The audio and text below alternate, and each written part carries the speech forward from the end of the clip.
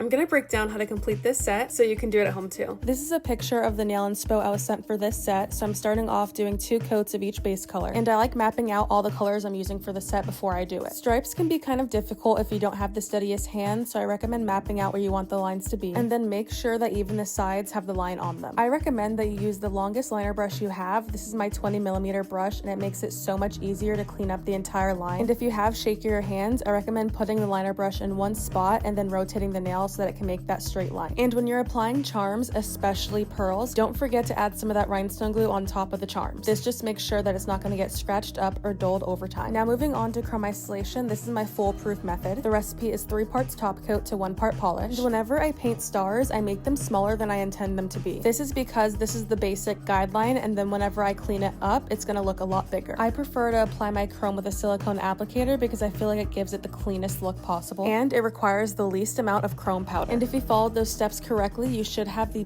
perfect chrome isolation. Apply base coat over the nail and then top coat if your chrome is prone to chipping. And for French tips, I recommend using that same 20mm brush, only for the outline, and then to actually fill it in, I recommend using the straight up polish brush. I'm loving the color pattern on this nail. I'm not sure if it's just the pastel yellow or the brown, but it gives me Easter vibes. And when you do stripes on the French tip, you want to do it the same as it is a solid nail, except when it gets to the deep curve of the French. And a little cleanup hack is to use acetone to clean up those harsh lines. I don't necessarily recommend using rubbing alcohol for this step because if too much is used, it's going to ruin your design. Now, another moment for the chrome isolation. This is one of those things that's difficult at first, but once you get the hang of it, you just love it entirely. And I've gotten a lot of questions on how to achieve this look and the certain products I use, and you guys, I promise I have everything in my storefront, from the specific nail tools I use to the polishes I use. And I can guarantee it's gonna make your chrome look as perfect as a sticker. The last step is to apply a thick, glossy top coat to cover up the bulkiness of any of those lines. I hope you guys found this video helpful, and comment down below with any pictures of any sets you want me to recreate next time.